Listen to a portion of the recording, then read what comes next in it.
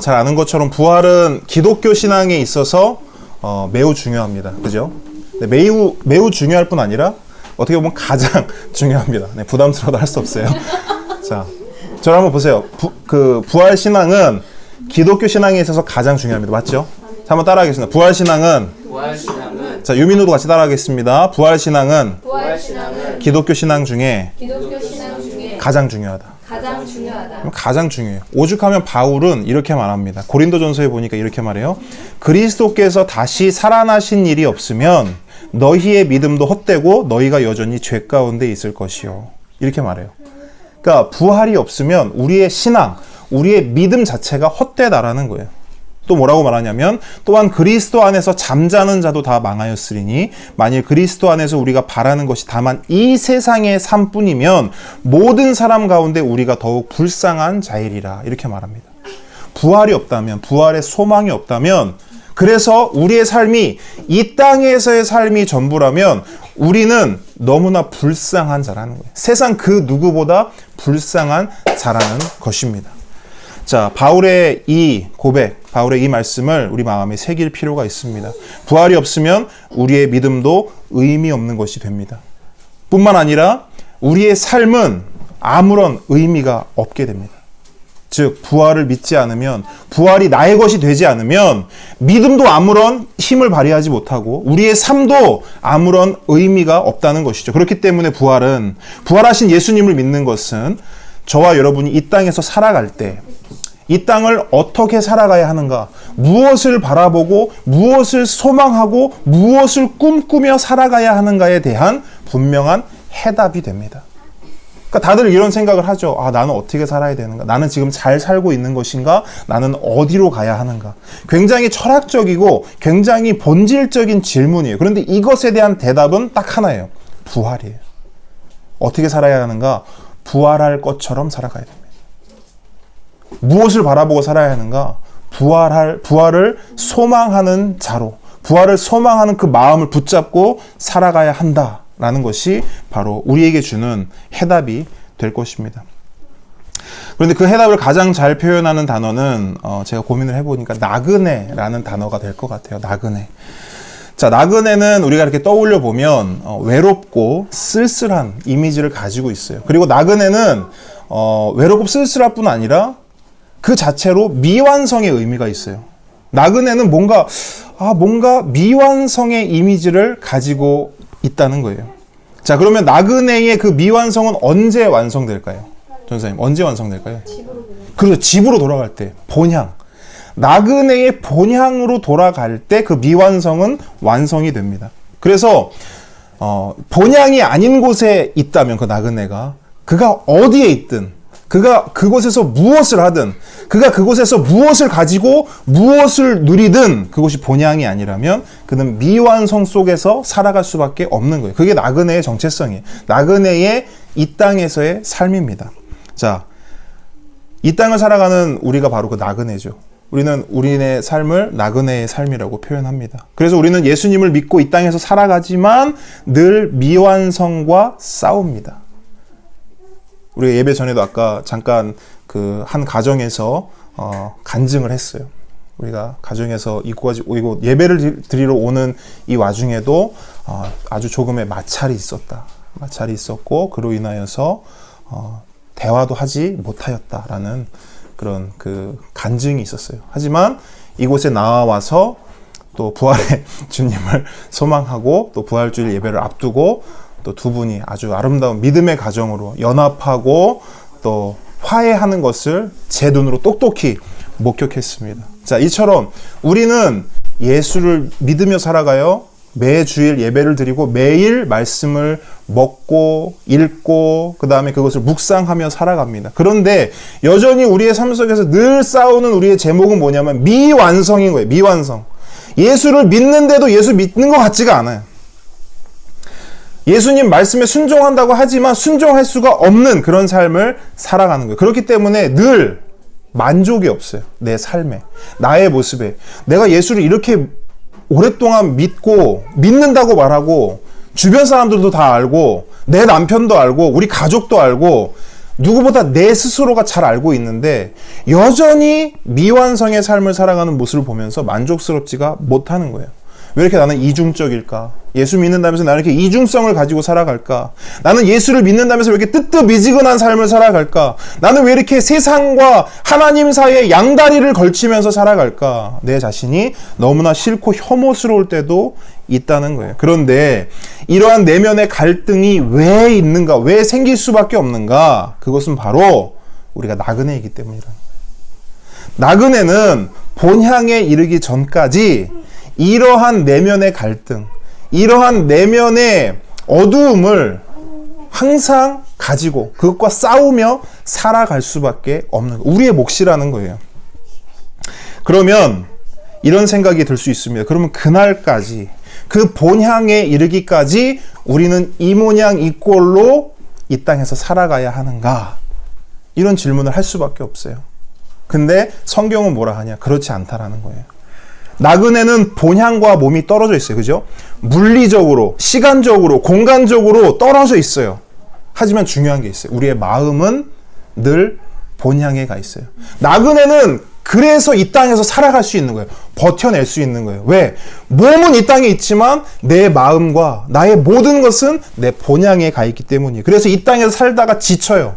나의 삶을 보면서 나는 왜 이렇게 살아야 되지? 나의 삶을 보면서 나는 왜 이 모양이지? 라고 하다가도 내 본향을 떠올리면 회복이 되는 거예요. 견딜 수 있고 버틸 수 있고 살아낼 수 있는 거예요. 그런데 제가 이 나그네에 대해서 왜 말씀을 드렸냐면 이 나그네의 정체성, 나그네가 본향을 바라보는 것처럼 우리가 부활을 바라봐야 된다는 거예요. 우리 부활했나요 지금? 자, 예수님 부활하셨고 우리는 예수님을 믿습니다. 부활하신 예수님. 우리 지금 부활했어요? 아니죠. 아직은 부활하지 않았죠. 그러면 똑같이 아까 나그네처럼 그러면 나는 이 땅에서 그냥 이 모양 이 꼴로 부활하지 못한 모습으로 이렇게 살아가야 하는가?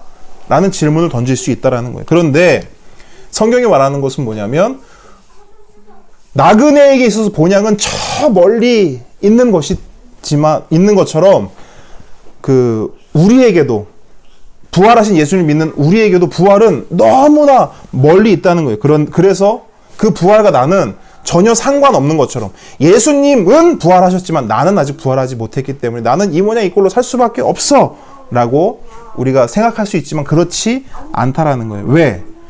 부활하신 예수님께서 멀쩡히 살아계시고 그 예수님께서 우리의 머리 되시고 우리는 그분의 몸이 되었기 때문에 우리는 그 예수를 믿음으로 예수 안에서 이 땅을 살아가지만 이미 부활을 힘입고 그 부활을 의지하고 그 부활을 꿈꾸고 그 부활을 소망하면서 살아갈 수 있다라는 거예요.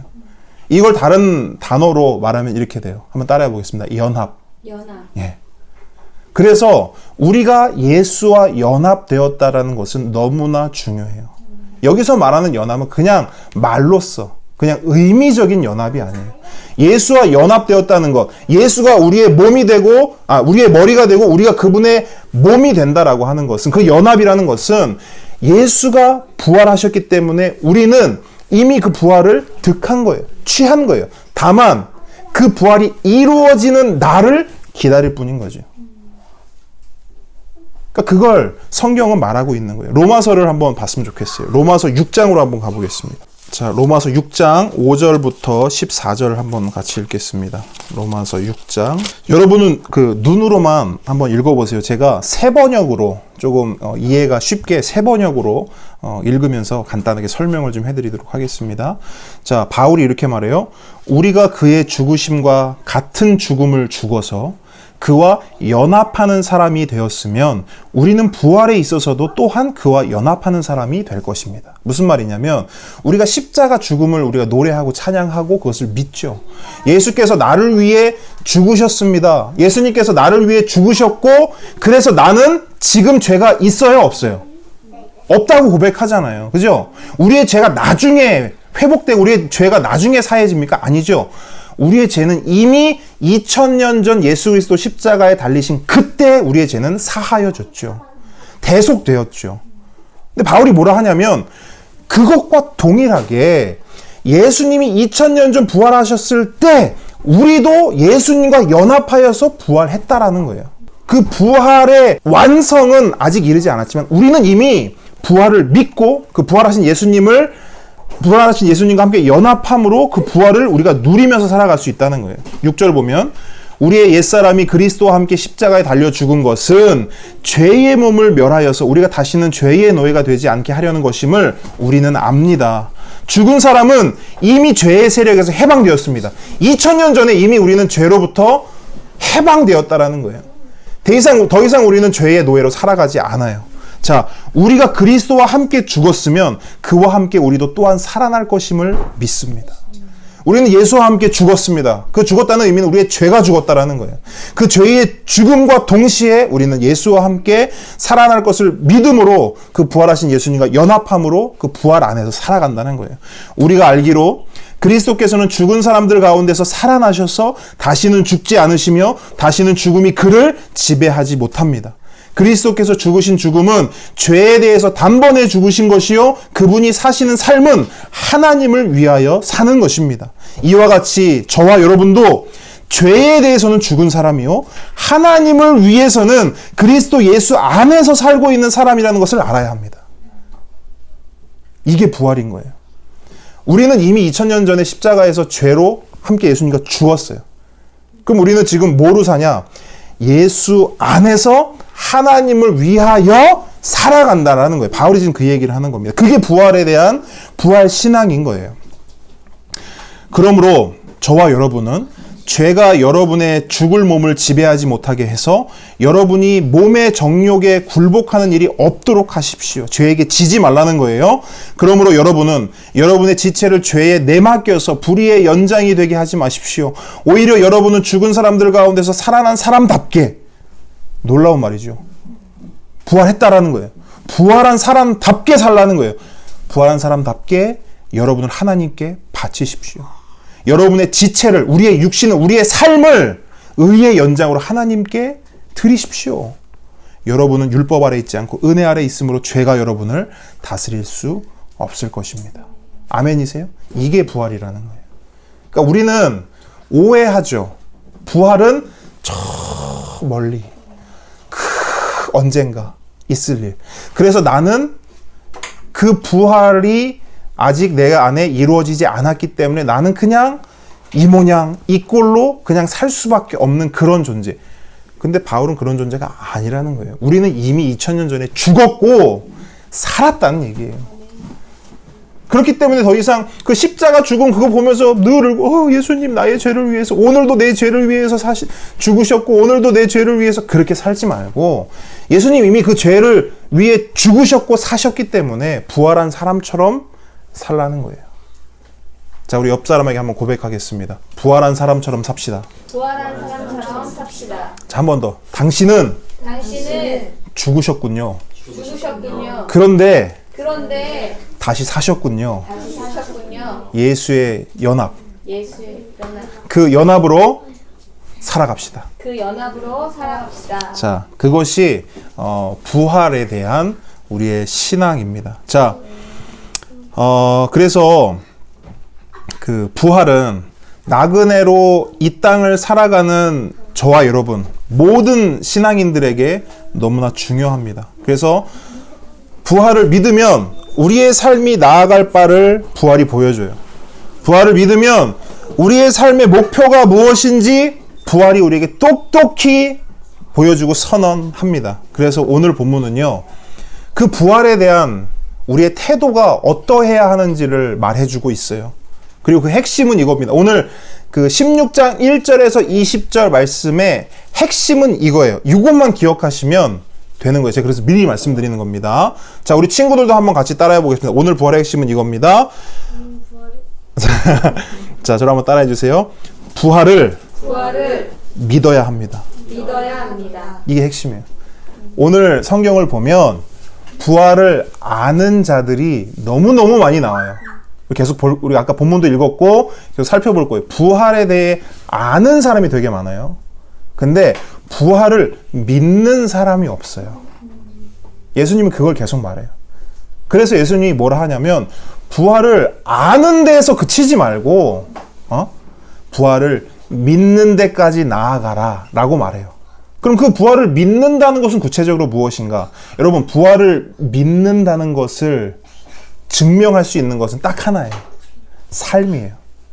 즉, 부활을 아는 데 있으면 부활을 아는 것으로 우리 살 수 없어요. 부활을 믿어야 부활의 존재로, 부활한 존재처럼 살 수 있는 거예요. 그래서 예수님은 그걸 말해요. 부활을 아는 데에 그치지 말고 믿는 데까지 나아가 그 부활로 살아라 라고 말씀하시는 거예요. 오늘 말씀을 통해서 부활을 알 뿐 아니라 믿고 살아내는 저와 여러분들에게 축복합니다. 자, 그 말씀을 보겠어요. 1절로 3절인데 제가 읽어드리겠습니다. 안식일이 지남에 막달라 마리아와 야고보의 어머니 마리아와 또 살로메가 가서 예수께 바르기 위하여 향품을 사다 두었다가 안식 후 첫날 매우 일찍이 해돋을 들 때에 그 무덤으로 가며 서로 말하되 누가 우리를 위하여 무덤 문에서 돌을 굴려주리요 하더니, 자, 안식일이 지난 후에 세 여인이 향품을 가지고 무덤을 방문합니다. 자, 예수님이 요일로 치면 언제 돌아가셨어요? 요일로 치면 금요일 날. 그죠? 금요일 오후에 예수님이 돌아가십니다. 그리고 금요일 저녁부터 그 다음날 토요일 저녁까지는 안식일이었어요. 자, 안식일이라는 것은 무엇을 말합니까? 자, 여인들이 자, 여인들이 그리고 여인들을 포함한 모든 사람들이 이동을 할 수가 없어요. 아주 짧은 거리라도 이동을 할 수가 없는 거예요. 그래서 그 안식일 동안에는 예수님의 시신에 향품을 바르는 일을 할 수가 없었던 거죠. 그래서 하루를 기다려요. 온전히 기다려요. 기다리고 나서 여인들이 향품을 이제 준비해야 되는데 그 준비할 수 있는 시간이 언제냐? 토요일 저녁부터 일요일 새벽까지예요. 그 짧은 시간 안에 여인들이 향품을 구하는 거예요. 근데 우리가 말씀을 쭉 살펴보면서 아시지만 향품이 귀해요? 아니면 흔해요? 귀하죠. 비싸죠. 근데 그 여인들이 그 구하기도 어렵고 가격도 비싼 그 향품을 토요일 저녁부터 일요일 새벽 그 짧은 시간 안에 돈도 마련하고 그 다음에 향품 구할 수 있는 장소도 알아봐서 그걸 구해 온 거예요. 자, 열정이 대단하지 않습니까? 그래서 그 열정으로 그 사랑, 예수님을 향한 그 사랑으로 그 여인들이 향품을 구해서 지금 예수님이 누워 계신 그 무덤을 향하고 있는 거예요. 그런데 그 여인들에게 걱정거리가 하나 있었어요. 그 걱정거리가 뭐냐면 무덤 앞에 놓인 돌을 옮기는 거예요. 학자들에 의하면 그 돌의 무게는 평균적으로 한 250kg 이상이었다고 합니다. 그래서 여인들 셋이 아무리 달라붙어도 할 수 없는 그런 무게인 것이에요. 그래서 향품 준비하는 것까지는 그것도 쉽지 않은 일이지만 그래도 어렵사리 해결했어요. 그런데 무덤에 돌을 옮기는 일은 그녀들이 가지고 있던 예수님을 향한 사랑과 열정으로도 어쩔 수 없는 것이었어요. 자, 그래서 그녀들은 그 돌에 대한 걱정 때문에 누가 우리를 위해서 돌을 굴려주리요 이렇게 말합니다. 근데 그 원어적으로 보면 이거를 그냥 한 번 말한 게 아니에요. 출발해서 무덤에 도착할 때까지 누가 우리를 위해서 돌을 굴려주리요를 계속 반복합니다. 한 여자가 말하고 또 다른 여자가 말하고 서로 무슨 노래 부르는 것처럼 이 노래를 부르면서 계속 가는 거예요. 자, 우리들 입장에서 사실 좀 이해는 안 되죠. 우리야 이제 어떤 일이 일어날지를 아니까. 근데 이 여인들 입장에서 한번 생각해 봅시다. 어떤 일이 일어날지를 꿈에도 모르는 거예요. 꿈에도 모르는 거예요. 그래서 돌 걱정을 그렇게 하면서 가는 거예요. 자, 여인들은 이걸 통해서 알 수 있는 게 뭐냐? 부활을 알지 못했어요. 상상도 못했어요. 부활이라는 것을. 그래서 그녀들은 예수님의 시신에 이미 부패가 시작되어서 냄새가 날 것이라고 생각되는 그 시신에 향품을 바르기 위해서 무덤을 향하고 있는 것입니다. 그녀들은 여기에 갈 때 부활을 기대하고 부활의 주님을 맞이하기 위해서 간 게 아니에요. 예수님이 죽은 시신을, 그 시신에 향품을 바르기 위해 간 것입니다. 자, 여인들뿐만 아니에요. 그 시간에 제자들도 마찬가지였습니다. 그 당시 모든 사람들, 마가복음에 등장하는 모든 사람들은 부활에 대해서 예상하지 못했어요. 상상하지 못했습니다. 자, 모든 사람들은 예수가 죽었다고 생각했어요. 죽었다고 생각했기 때문에 빌라도는 예수님의 시신을 아리마대 요셉에게 넘겨준 것이고, 그 요셉은 예수님의 시신을 받아서 무덤에 매장한 것입니다. 그리고 여인들은 그 시신에 향품을 바르기 위해 온 것이죠. 이처럼 마가복음에 등장하는 모든 사람들은 부활에 대해서 전혀 짐작도 하지 못하고 예상도 하지 못했습니다. 그래서 여인들도 누가 우리를 위해서 돌을 굴려주리요 하면서 돌에 대한 걱정만 하고 있었던 거예요. 하지만 이러한 상황 가운데 아무도 부활에 대해서 생각도 못하고 짐작도 하지 못한 그때 하나님은 하나님의 일을 행하십니다. 하나님의 역사를 이루어 가시는 거예요. 부활을 아무도 알지 못하지만, 부활에 대해서 아무도 믿지 않지만 하나님의 열심으로 하나님은 일하시는 거예요. 4절의 말씀, 4절부터 6절의 말씀이 그 하나님의 열심이 기록되어 있는 구절이에요. 눈을 들어본즉 벌써 돌이 굴려져 있는데 그 돌이 심히 크더라. 무덤에 들어가서 흰 옷을 입은 한 청년이 우편에 앉은 것을 보고 놀라매 청년이 이르되 놀라지 말라. 너희가 십자가에 못 박히신 나사렛 예수를 찾는구나. 그가 살아나셨고 여기 계시지 아니하니라. 보라, 그를 두었던 곳이니라. 자, 마치 이 본문은 하나님께서 여인들에게 대답하시는 것 같아요. 뭐냐? 자, 너희들이 그토록 염원하던 그 돌 내가 굴려주마 하시는 것처럼 들려요. 그리고 실제 돌이 굴려져 있었어요. 그런데 굴려진 돌은 똑같아요. 그죠? 250km 정도 나가는 그 큰 돌, 그 돌이 굴려진 것은 똑같아요. 근데 굴려진 이유는 달라요. 여인들은 죽은 예수의 시신에 향품을 바르기 위해서 돌이 굴려지길 원했죠. 그런데 하나님은 예수님의 부활을 위해서 돌을 굴리십니다. 사람의 생각과 하나님의 생각이 이렇게 차이가 나는 거예요. 사람의 생각은 어디에 있어요? 죽은 예수에 머물러 있는 거예요. 사람의 생각은 예수 참 좋은 분이었지. 좋은 말씀도 주시고 기적도 행하시고 정말 멋진 분이셨어. 그런데 죽었어. 이게 사람의 생각이에요. 근데 하나님의 생각은 뭐예요? 부활의 예수. 그 예수를 살리셔서 우리의 주와 그리스도로 세우시는 그 생명으로 하나님은 우리를 인도하시는 겁니다. 사도행전 2장 24절에 그 말씀이죠.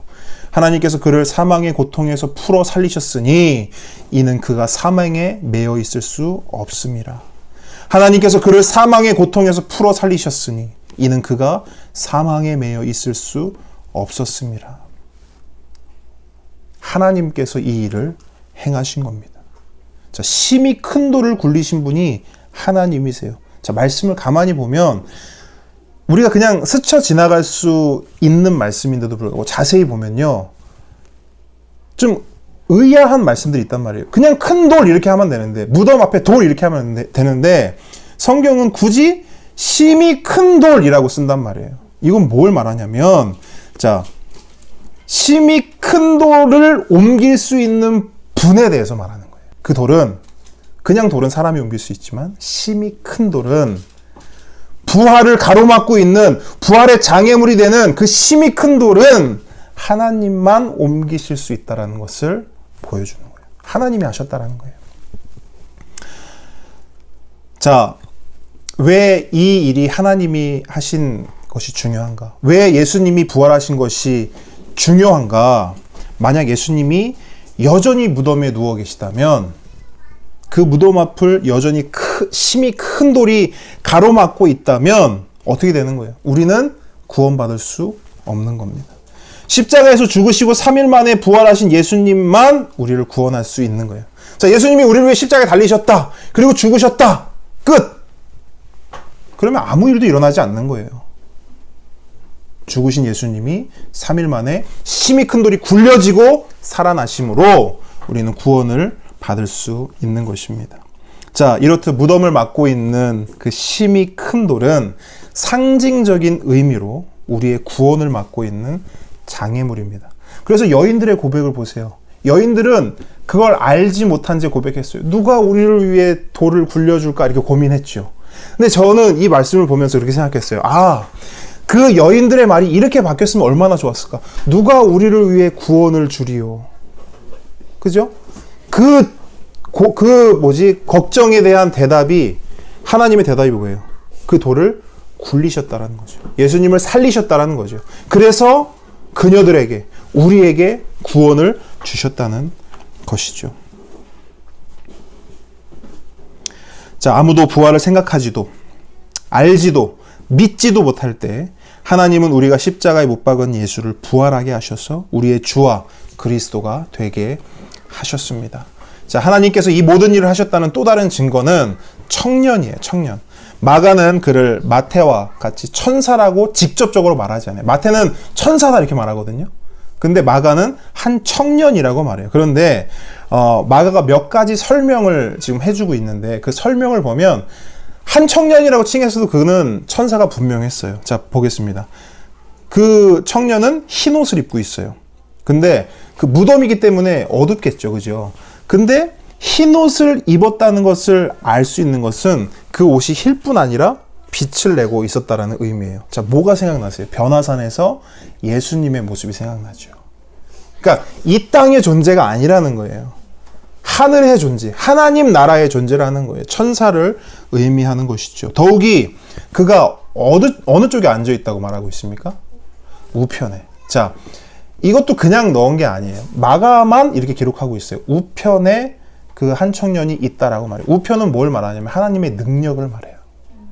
하나님의 능력, 하나님의 임재를 말하는 거예요. 자, 그리고 나서 그 청년이 하는 말을 보세요. 놀라지 말라 이렇게 말하죠. 이건 트레이드 마크예요. 천사들이 나타나자마자 놀라지 말라 이렇게 말해요. 이 의미는 뭐 여러 가지 추측이 있을 수 있어요. 생긴 게 놀랍게 생겨서 그럴 수도 있고, 아니면 그 상황 자체가 어쨌든 그 하나님의 사자가 현현하는 것이기 때문에 그 자체로 놀라운 상황일 수밖에 없는 것이죠. 어쨌든 그 청년은 놀라지 말라라고 인사해요. 그리고 나서 그가 전한 소식이 그가 하나님의 천사라는 가장 분명한 증거예요. 그가 어떤 소식을 전합니까? 예수가 부활하셨다라는 소식을 전하죠. 하나님의 천사가 이렇게 와서 부활의 소식을 알린다라는 것은 뭘 말하냐면 이 부활에 대한 모든 이 역사를 하나님이 주관하고 계시고 하나님이 이끌어가고 계신다는 거예요. 부활에 대해서 아는 사람이 없어도, 부활을 믿는 사람이 없어도 하나님은 이 일을 하신 거예요. 자, 7절입니다. 가서 그의 제자들과 베드로에게 이르기를 예수께서 너희보다 먼저 갈릴리로 가시나니 전에 너희에게 말씀하신 대로 너희가 거기서 배우리라 하라 하는지라. 자, 하나님의 천사가 여인들에게 예수님이 부활하신 소식을 전하면서 한 가지를 더 그들에게 그 메시지를 줘요. 근데 이 메시지는 명령이에요, 명령. 그녀들이 해야 할 일에 대해서 말하는 거예요. 자, 그런데 여기서 제일 중요한 단어가 있는데 뭐냐면 먼저라는 단어예요. 먼저. 예수께서 너희보다 먼저 갈릴리로 가신다. 자, 이 말은 우리가 오해할 수 있어요. 예수님이 더 빨리, 너희들보다 속도가 더 빨라서 더 먼저 갈릴리에 가겠다. 뭐 이런 의미일 수도 있겠습니다만 문맥상 그리고 예수님이 하셨던 예전의 그 말씀들을 종합해 보면 이 말씀은 더 빨리라는 말보다는 앞장선다라는 의미가 더 커요. 그러니까 예수께서 앞장설 것이기 때문에 너희들은 갈릴리로 가라 이 말이에요. 근데 여기서 앞장서다라는 개념을 쉽게 알기 위해서는 뭘 연상하면 되냐면 목자와 양을 생각하시면 돼요. 자, 양이 앞장서고 목자가 뒤에 가는 경우는 없어요. 늘 목자가 앞장서고 그 뒤를 양이 따르죠. 그러니까 이걸 말하는 거예요. 자, 제자들의 배신을 말씀하실 때 예수님이 목자가 칼에 맞으면 양이 흩어질 것이라고 말씀하셨어요. 그것과 마찬가지로 예수님이 이제는 자신이 일어섰고 살아났고 부활했기 때문에 먼저 갈릴리로 가겠다 이 말은 뭐냐면 내가 너희들에게 참 목자로서 너희들을 앞장서겠다. 그러니까 나를 따라라 이 말인 거예요. 그곳에서 그 갈릴리에서 예수님께서 다시금 자신의 양을 모으시겠다라고 하는 것을 천사들의 입술을 통하여서 천사들의 말을 통하여서 여인들에게 전한 것이죠. 그래서 너희들은 가서 베드로와 그 제자들에게 이 하나님의 메시지를 전해라 이렇게 말한 거예요. 자, 그런데 이 부활의 소식과 그 다음에 부활에 대해서 제자들과 베드로에게 전하라는 이 메시지를 들은 여인들의 반응이 어땠을까는 사실 굉장히 중요해요. 그러니까 우리들이 머릿속에 가지고 있는, 그러니까 본문을 자세히 들여다보지 않고 그냥 부활에 대한 그 부활의 현장을, 그 현장에 대한 그 이미지를 가지고 있는 우리의 머릿속에는 어떤 게 있냐면, 마치 그 여인들이 굉장한 부활의 사건을 목격했고 믿음으로 그 현장을 받아들인 것처럼, 믿고 막 달려가서 막 알린 것처럼 우리의 머릿속에 이미지가 있어요. 그런데 마가는 전혀 다른 걸 우리에게 말합니다. 그 여인들이 어떻게 하냐면, 여인들이 몹시 떨며 나와 무덤에서 도망했대요. 왜 도망했냐? 무서워서. 그리고 아무 말도 하지 못했다라고 말해요. 자, 두 가지를 말해요. 부활 앞에서 그녀들은 도망가요. 그죠? 부활의 소식을 듣고 도망쳐요. 그리고 부활에 대한 소식을 전해야 되는데 그녀들은 말하지 못해요. 그러니까 마가는 이 말씀을 왜 기록했을까요? 저는 이걸 보면서 이제 제가 계속해서 여러분, 지난주에도 말씀드렸지만 제자들이 도망치고 실패했고 그 말씀 많이 드렸죠. 마가는 이 말씀을 마치 이렇게 기록하는 거예요. 앞서 제자들이 도망친 것처럼 여인들도 도망쳤음을 우리에게 보여주고 있어요. 제자들과 마찬가지로 그 여인들도 흩어지는 경험을 하게 된 것이죠. 실패를 경험하게 된 겁니다. 그래서 이 말씀을 보면서 이걸 다행이라고 해야 될지 모르겠지만 마가가 기록한 이 짧은 메시지를 통해서 남자들은 조금의 위안을 얻고 여자들은 교만한 마음을 내려놓게 됩니다. 보통 이제 지난주 말씀까지 들으면 이 남자들이 문제 이렇게 될 수도 있지만 마가는 그렇지 않다라는 것을 말하고 있어요. 성경은 이렇게 평등합니다. 남녀 모두가 도망쳤다고 말하고 남녀 모두가 선악과를 먹었다고 말하고 남녀 모두가 죄인이라고 말합니다. 맞죠? 그러니까 마가는 이 짧은 문장 속에서 그걸 말하고 있는 거예요. 다 실패했다는 거예요. 십자가 현장을 한번 생각해 봅시다. 십자가 현장에 보면 제자들 다 도망쳤죠. 근데 마가는 뭐라고 기록하냐면 그 십자가 현장에 여인들이 있었다고요. 물론 멀찍이 서 있었지만 어쨌든 그 현장에 여인들은 담대하게 의리 있게 서 있었어요. 그러니까 그걸 보면서 역시 끝까지 남는 자는 여인들인가? 라고 생각할 수 있지만 마가는 결정적인 순간에 아니라고 말해요. 여러분, 여인들도 죽음의 현장까지는 예수님과 함께 했어요. 근데 부활의 현장에서는 도망쳐요. 부활의 현장에서. 그러니까 우리 모두가 실패할 수밖에 없다라는 것을 말하는 거예요. 남자 제자든 여자 제자든 우리 모두 양이라는 거예요. 그리고 또 뭐가 중요하냐? 겟세마네 동산에서 도망친 것도 도망친 거예요. 그리고 대제사장의 뜰에서, 아랫뜰에서 불을 쬐다가 도망친 베드로도 있었죠. 그것도 도망친 거예요. 무덤 앞에서 도망친 것도 도망친 겁니다. 결국 다 도망친 거예요. 자, 그러면 이제 스토리가 이제 우리가 예상키는 이런 거예요. 이제 다 도망쳤고 다 실패했다. 그럼 이제 치고 올라가는 거예요. 바닥을 쳤으면 올라가야 되잖아요. 그죠? 근데 마가는 우리의 예상과는 전혀 다른 또 메시지를 우리에게 보여주고 있어요. 자, 9절부터 10절입니다. 예수께서 안 씻고 첫날 이른 아침에 살아나신 후 전에 7 귀신 쫓아내주신 막달라 마리아에게 먼저 보이시니 마리아가 가서 예수와 함께 하던 사람들이 슬퍼하며 울고 있는 중에 이 일을 알림해 그들은 예수께서 살아나셨다는 것과 마리아에게 보이셨다는 것을 듣고도 믿지 아니하니라. 자, 예수님이 막달라 마리아에게 먼저 보이셨다고 말합니다. 그리고 그제서야 마리아는 예수님의 부활 소식을 전합니다. 누구에게 전했냐? 예수님과 함께 했고 예수님의 죽음 때문에 슬퍼하며 우는 자들에게 전합니다. 그러면 여기 분명히 언급하잖아요. 예수님 때문에 슬퍼하며 우는 자들, 예수님의 죽음을 아파하며 고통스러워하는 자들에게 부활의 소식을 알렸어요. 그럼 어떻게 해야 되는 게 맞아요? 기뻐해야 하죠. 환호해야 하죠. 웃어야 하죠. 하지만 그들의 반응은 뭐예요? 믿지 않죠. 그러니까 이 짧은 본문이 말하는 건 뭐예요? 부활에 대해서 알았다는 거예요. 부활을 알았지만, 그 소식을 들었지만 믿지 않았다는 거예요. 그걸 말하고 있는 거예요. 자, 12절 13절 보세요. 그 후에 그들 중 2사람이 걸어서 시골로 갈 때에 예수께서 다른 모양으로 그들에게 나타나시니, 이거는 이제 여긴 나오지 않지만 이제 누가복음에 보면 엠마오로 가는 2 제자, 그 이야기예요. 거기서 굉장히 길게 다루고 있죠.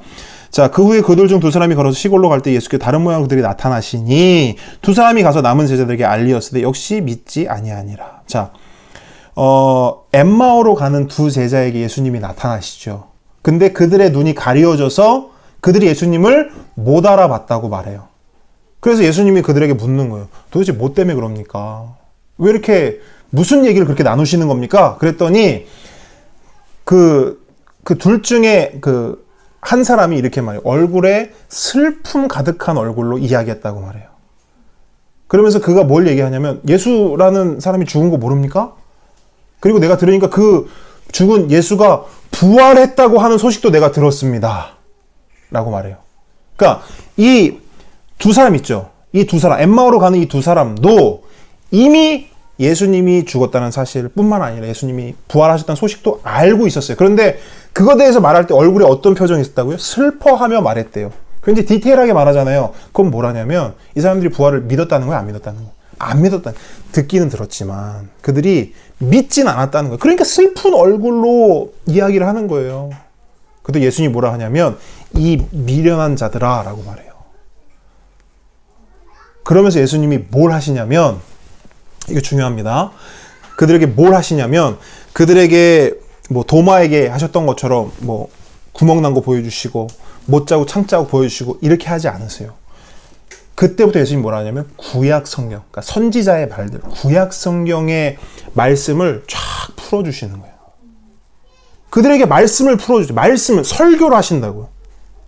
그리고 나서 호련히 사라지시죠. 그리고 나서 이 두 사람이 그때서야 예수님이란 걸 알게 돼요.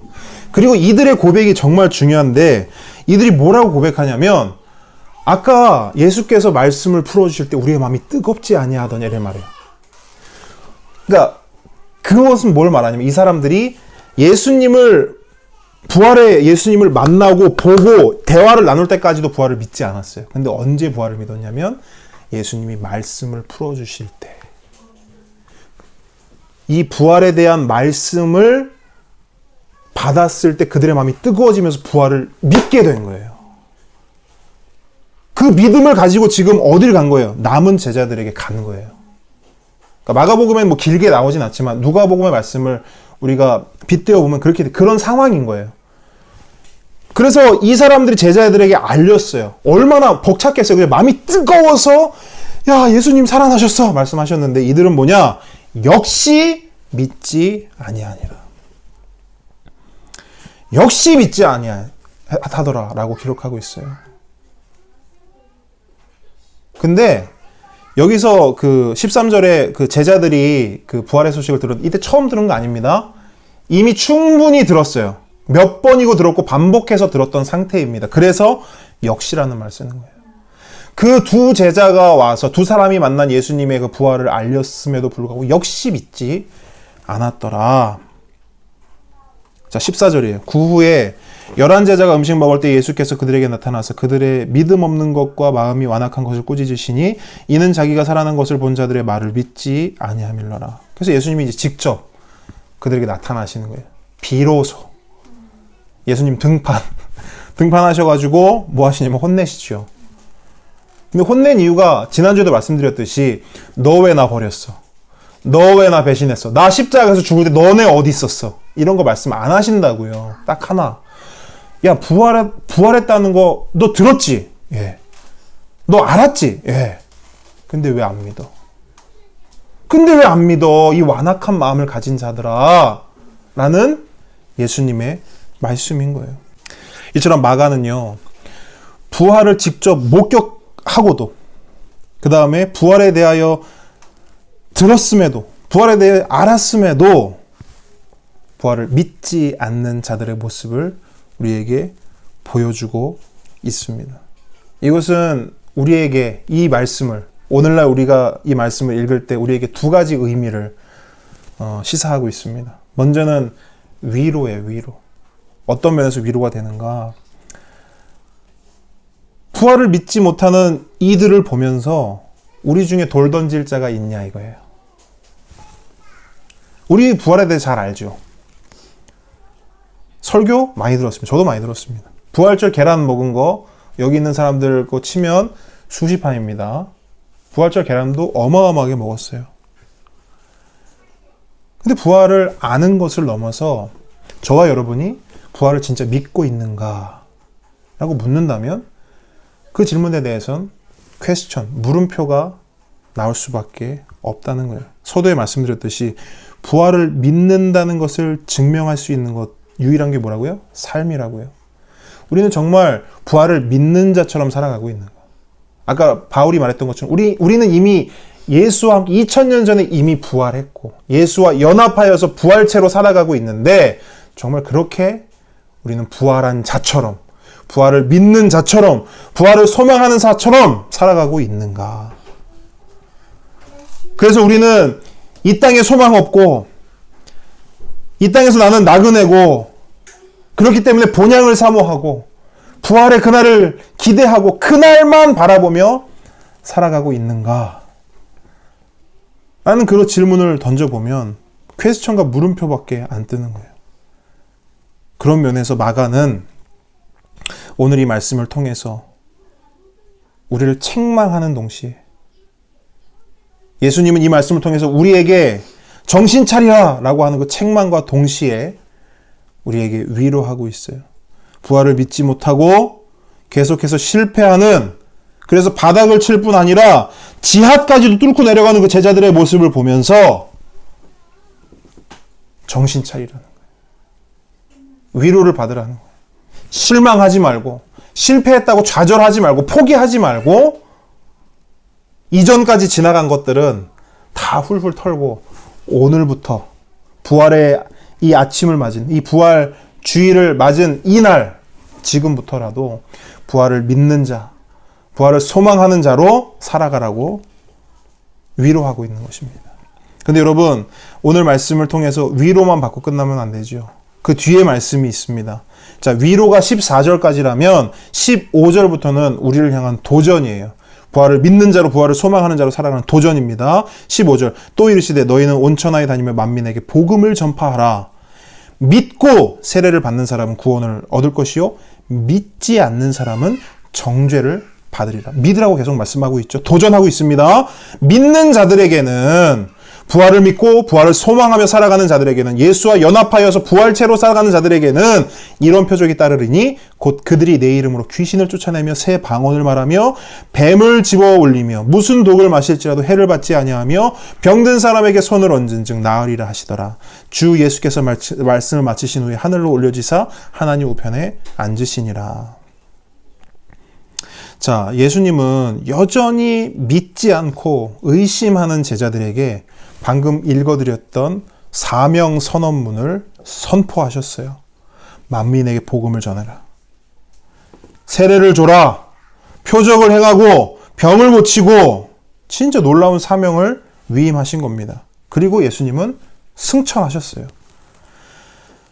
그럼 궁금한 점이 있습니다. 그러면 제자들은 이 사명을 완수했을까? 도망치고 배신하고 저주하고 부활을 의심하고 부활을 알기만 하고 믿지도 않던 그래서 계속해서 실패할 뿐 아니라 바닥을 치고 바닥을 뚫고 지하로 내려갔던 그 제자들이 예수님이 말씀하신 저 놀라운 사명을 완수했을까? 우린 답할 수 있죠. 그들은 완수했습니다. 그들은 완수했어요. 바꿔 말하면 부활을 알았을 뿐 아니라 믿었을 뿐 아니라 부활을 살아냈다고 성경이 그들의 삶을 증언하고 기록하고 있습니다. 사도행전과 서신서들이 그 증거예요. 사도행전과 서신서를 보면 그들이 어떻게 바뀌었는지가 보여요. 그래서 여러분 신약 성경은 딱 두 가지로 보면 돼요. 복음서를 보면서 제자들이 어떻게 실패했는지를 보면 돼요. 그리고 사도행전으로부터 시작해서 서신서들을 보면서 그 실패한 제자들이 어떻게 바뀌어지고 변화되어지고 정말 예수 그리스도의 그 부활의 소망, 그 예수 그리스도와 연합함으로 어떻게 살아갔는지를 보여주고 있는 이 두 가지를 보시면 되는 겁니다. 그리고 그 핵심을 20절에 요약하고 있어요. 제자들이 나가 두루 전파할세 주께서 함께 역사하사 그 따르는 표적으로 말씀을 확실히 증언하시니라. 보여주잖아요. 제자들이에요. 제자들인데 그 제자들이 두루 전파할 때 어떻게 했냐 말하냐면 주께서 함께 역사했대요. 뭘 말해요? 연합. 이 연합은 무엇으로 가능한가? 2000년 전에 십자가에서 우리가 예수님과 함께 죽었듯이 십자가에서 그 무덤에서 예수님과 함께 부활한 것. 그 연합체로 살아갈 때 그 따르는 표적으로 말씀을 확실히 증언하는 그 놀라운 우리의 삶에 맡겨진 그 놀라운 사명을 우리가 감당할 수 있다라는 거예요. 제자들은 예수님의 사명을 완수했습니다. 그리고 완수할 수 있었던 단 하나의 이유는 주께서 함께 역사하사입니다. 십자가에서 죽으시고 3일 만에 부활하신 주께서 역사하사 그 주님과 연합하여 이 땅에 발을 딛고 살지만 부활의 삶을 사는 놀라운 은혜를 제자들이 경험한 거예요. 우리도 똑같이 경험해야 될 줄 믿습니다. 자, 요한복음 11장 25절로 26절 말씀 마지막으로 같이 읽고 오늘 말씀을 좀 맞추려고 합니다. 요한복음 11장 25절로 26절이에요. 요한복음 11장.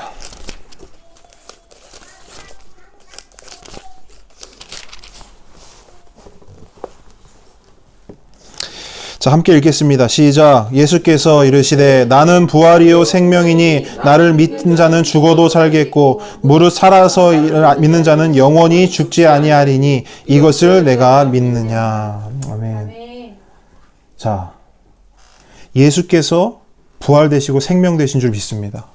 이것을 믿는 자는 죽어도 살고 살아서 믿는 자는 영원히 죽지 않는다고 예수님 말씀하셨습니다. 근데 여러분, 예수님이 이것을 네가 아느냐? 말씀하지 않으셨어요. 여러분 분명히 하셔야 돼. 이걸 아시는 거예요? 믿으시는 거예요? 예수님은 분명히 말했어요. 이것을 네가 믿느냐? 물으셨어요. 우리는 분명한 태도를 취해야 됩니다. 나는 부활을 알고 있는가? 아니면 부활을 믿고 있는가? 여러분 아는 것과 믿는 것은 다릅니다. 뭐가 다르냐? 사람은 저와 여러분은 아는 대로 사는 존재가 결코 아니에요. 우리가 아는 대로 사는 존재라면 이 세상은 이렇게 되지 않았어요. 우리의 삶은 이렇지 않을 거예요. 우리가 아는 대로 산다면. 우리 책 많이 읽지 않습니까? 자녀들 양육할 때만 보더라도 책 많이 읽어요. 많이 알아요. 애들 어떻게 키워야 되는 게 잘 키우는 건지, 애들을 어떻게 대해야 하는 게 애들에게 상처 안 주는 것이 안단 말이에요. 아는 대로 됩니까? 안 돼요. 사람은, 저 여러분은 아는 대로 살 수 없는 존재. 우리는 믿는 대로 사는 존재예요. 믿어야 살 수 있어요. 부활을 믿어야 예수와 연합한 부활체로 살아갈 수가 있는 것입니다. 부활을 믿는 저와 여러분 되기를 축복합니다. 정말 여러분을 축복하고 싶어요. 부활을 믿고 살아가는 저와 여러분 되기를 축복합니다. 성령님이 도와주셔야 됩니다. 우리 힘으로는 안 돼요. 우리 힘으로 안 되고 성령께서 도와주셔야 됩니다. 그리고 성령께 도와달라고 여러분 요청하시고 성령께서 일하실 수 있도록 여러분의 삶을 맡기십시오. 맡기셔야 돼요. 여전히 내가 그 주도권을 잡고 있으면서 부활의 연합체로 살게 해달라? 그거는 말도 안 되는 거예요. 맡기셔야 됩니다.